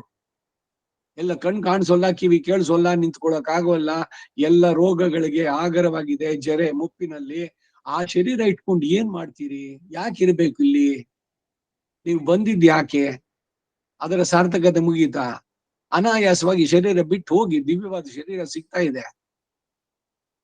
ಏನೋ ನೀವು ಉಟ್ಕೊಂಡಿರೋದೊಂದು ಆರ್ಡಿನರಿ ಹರಿದೋಗಿರೋದನ್ನ ಹೊಲಿದು ಮಾಡಿ ಇದೇನೆ ರಿಪೇರಿಗಳು, ಸರ್ಜರಿ ಇದೆಲ್ಲ ಮಾಡ್ಕೊಂಡಿದ್ದು ಅಂದ್ರೆ ಹರಿದ ಪಂಚೆನ್ ಮತ್ತೆ ಮತ್ತೆ ಸೇರಿಸ್ಕೊಂಡು ಮಾಡ್ಕೊಂಡಂಗೆ. ಅದಕ್ಕಿಂತ ದಿವ್ಯವಾದದ್ದನ್ನೇ ಕೊಡ್ತಾ ಇದ್ದೀವಿ. ತುಂಬಾ ಬಹಳ ಅತಿ ಅಮೂಲ್ಯವಾದದ್ದು ದಿವ್ಯವಾದ ಶರೀರ ಅಂತಂದಾಗ ಇನ್ನೂ ಈ ವಯಸ್ಸಾಗಿರೋದು ಕಣ್ ಕಾಣಿಸೋಲ್ಲ, ಕಿವಿ ಕೇಳಿಸೋಲ್ಲ, ಏನ್ ತಿಂದ್ರ ಆಗೋಲ್ಲ, ನಿಂತ್ಕೊಂಡ್ರ ಆಗೋಲ್ಲ, ಕೂತ್ಕೊಂಡ್ರ ಆಗೋಲ್ಲ. ಆ ಶರೀರ ಹಿಡ್ಕೊಂಡು ಅದಕ್ಕೆ ಅಂಟ್ಕೊಂಡು ಯಾಕಿರ್ಬೇಕು? ಇದನ್ನ ಬಿಡಬೇಕು.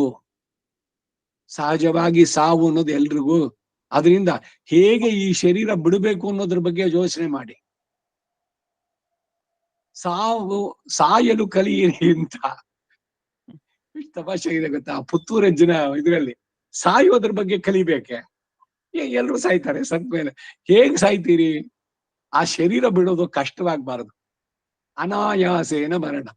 ವಿನಾ ದೈನ್ಯೇನ ಜೀವನ. ಇಷ್ಟು ಜೀವನದಲ್ಲಿ ಅದಕ್ಕೆ ಅವನನ್ನ ಆಶ್ರಯಿಸಿದ್ರೆ ಅವ್ರು ಹೇಳೋದು ಪ್ರಕೃತಿಂ ಸ್ಥೂಲ ಸ್ವರೂಪಂ ವಿಸೃಜ್ಯ. ಹೇಗೆ ಜೀರ್ಣಮಿವ ವಸ್ತ್ರಂ, ಹರಿದು ಹೋದ ಬಟ್ಟೆನ ಹೆಂಗ್ ಬಿಸಾಕ್ತಿರೋ, ಅಯ್ಯೋ ಅದು ಎಷ್ಟು ವರ್ಷ ನನಗೆ ಸರ್ವಿಸ್ ಕೊಟ್ಟಿತ್ತು, ಎಲ್ರು ಇದು ತುಂಬಾ ಚೆನ್ನಾಗಿದೆ, ನಿಮ್ಗೆ ಆ ಕಲರು ನಿಮ್ಗೆ ಚೆನ್ನಾಗ್ ಹೊಂದುತ್ತೆ, ಹಾಗೆ ಹೀಗೆ ಅಂತ ತುಂಬಾ ಅಪ್ರಿಶಿಯೇಟ್ ಮಾಡಿದ್ರು, ಎಲ್ಲ ಆಯ್ತು, ಹೊರದೋಯ್ತು. ಇವಾಗ ಅದನ್ನ ಇಟ್ಕೊಳ್ತೀರೇನೋ, ಅಯ್ಯೋ ತುಂಬಾ ಜನ ಅಪ್ರಿಶಿಯೇಟ್ ಮಾಡಿದ್ರು ಅಂತ, ಹೊಸದನ್ನ ತಗೊಳ್ತೀರ ಅಲ್ವಾ?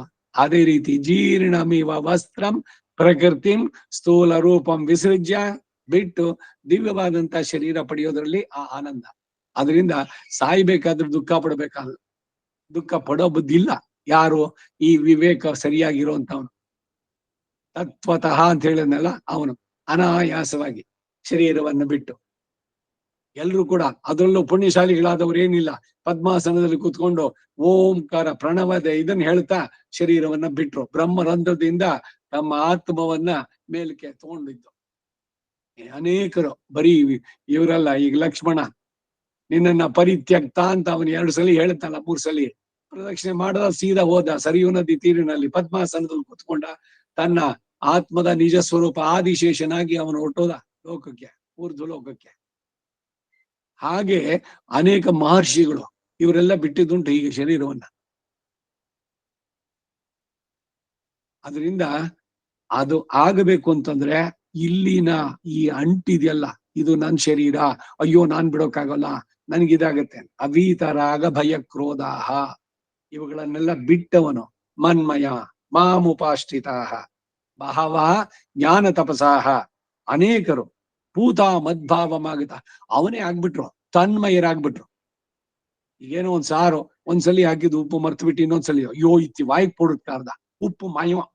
ಮಯ ಅಂದ್ರೆ ಏನು? ತನ್ಮಯ. ಸೊ ಸಾರ್ ಈಸ್ ಫುಲ್ ಆಫ್ ಸಾಲ್ಟ್. ಸಂಗೀತದಲ್ಲಿ ನೀವು ಆ ಗಾನದಲ್ಲಿ ಎಷ್ಟು ತನ್ಮಯರಾಗಿದ್ರಿ ಅಂದ್ರೆ, ಯಾವಾಗ ಕೂತಿದ್ದು ಕಚೇರಿಗೆ ಹೋಗಿದ್ದಲ್ಲ 6 ಗಂಟೆಗೋ 7 ಗಂಟೆಗೋ ಶುರು ಮಾಡಿದ್ದು, ರಾತ್ರಿ 11 ಆಗಿದೆ. ಎಲ್ಲಿ ಕೂತಿದ್ದೀರಿ ಅಂತ ನೆನಪಿಲ್ಲ, ಎಷ್ಟಾಯ್ತು ಟೈಮ್ ಅಂತ ಗೊತ್ತಿಲ್ಲ. ಆಮೇಲೆ ವಾಚನು 11 ಮಣಿ ಆಯ್ತು ಚಾಪದೆ, ಎಲ್ಲಿ ಕೂತಿದ್ದೆ ಅಂತಾನು ನೆನಪಿಲ್ಲ. ಯಾಕೆ? ನೀವು ಅಷ್ಟೊಂದು ತಲ್ಲೀನರಾಗಿದ್ರಿ ಸಂಗೀತದಲ್ಲಿ. ಹಾಗೆ ಭಗವಂತನಲ್ಲಿ ತಲ್ಲೀನತೆ ಬಂತು ಅಂದ್ರೆ ಈ ಎಲ್ಲ ತಾನಾಗಿಯೇ ಕಳಿಸಿ ಹೋಗ್ಬಿಡುತ್ತೆ ಅಂತಾರೆ. ಇವೆಲ್ಲ ಭಗವಂತ ಒಂದೊಂದ ಹೇಳ್ತಾ ಬರ್ತಾನೆ. ವೀತರಾಗ ಭಯ ಕ್ರೋಧ, ವೀತರಾಗ ಭಯ ಕ್ರೋಧ, वीतराग भय क्रोध, ಮನ್ಮಯಾ ಮಾಮುಪಾಶ್ರಿತಾಃ ಮನ್ಮಯಾ ಮಾಮುಪಾಶ್ರಿತಾಃ मन्मया मामुपाश्रिताः ಬಹವೋ ಜ್ಞಾನ ತಪಸಾ ಬಹವೋ ಜ್ಞಾನ ತಪಸಾ बहवो ज्ञानतपसा ಭೂತ ಮದ್ಭಾವಮಾಗತಾಃ ಭೂತಾ ಮದ್ಭಾವಮಾಗತಾಃ पूता मद्भावमागताः. 10ನೇ ಶ್ಲೋಕ. ಆ ಜಾಗದಲ್ಲಿ ನಿಲ್ಸ್ಕೊಂಡಿರೋಣ. ನೀವಿಬ್ರು ವಸುದೇವ ಸುತಂ ಹೇಳಿ. ವಸುದೇವ ಸುತಂ ದೇವಂ ಕಂಸಚಾಣೂರಮರ್ದನಂ देवकी परमानन्दं कृष्णं वन्दे जगद्गुरुम्. ಅತಸಿ ಪುಷ್ಪಸಂಕಾಶಂ ಹಾರನೂಪುರಶೋಭಿತಂ रत्नकङ्कणकेयूरं कृष्णं वन्दे जगद्गुरुम्. ಕುಟಿಲಾಲಕ ಸಂಯುಕ್ತಂ ಪೀತಾಂಬರ ಸುಶೋಭಿತಂ कुटिलालक संयुक्तं पूर्णचन्द्र निभाननम्. ಕುಟಿಲಾಲಕ ಸಂಯುಕ್ತಂ ಪೂರ್ಣಚಂದ್ರ ನಿಭಾನನಂ विलसत्कुण्डलधरं देवं कृष्णं वन्दे जगद्गुरुम्. ಮಂದಾರಗಂಧ ಸಂಯುಕ್ತಂ ಚಾರುಹಾಸಂ ಚತುರ್ಭುಜಂ बर्हि पिञ्छावचूडाङ्गं कृष्णं वन्दे जगद्गुरुम्. ಉತ್ಫುಲ್ಲ ಪದ್ಮಪತ್ರಕ್ಷಂ ನೀಲಜೀಮೂತ ಸನ್ನಿಭಂ यादवानां शिरोरत्नं कृष्णं वन्दे जगद्गुरुम्. ರುಕ್ಮಿಣೀ ಕೇಳಿ ಸಂಯುಕ್ತಂ ಪೀತಾಂಬರ ಸುಶೋಭಿತಂ अवाप्ततुलसी गन्धं कृष्णं वन्दे जगद्गुरुम् गोपिकानां कुचद्वन्द्व कुङ्कुमाङ्कितवक्षसम् श्रीनिकेतं महेश्वासं कृष्णं वन्दे जगद्गुरुम् श्रीवत्साङ्कं महोरस्कं वनमाला विराजितम् शङ्खचक्रधरं देवं कृष्णं वन्दे जगद्गुरुम् कृष्णाष्टकमिदं पुण्यं प्रातरुत्थाय यः पठेत् कोटिजन्म कृतं पापं स्मरणेन विनश्यति ಅಷ್ಟಮೈಷಿ ಸಮೇತ ಶ್ರೀ ಕೃಷ್ಣಾಯ ಪರಬ್ರಹ್ಮಣೇ ನಮಃ. ಮತ್ತೆ ನಾಳೆ ಭೇಟಿಯಾಗೋಣ. ಸರ್ವಂ ಶ್ರೀ ವಾಸುದೇವಾರ್ಪಣಮಸ್ತು.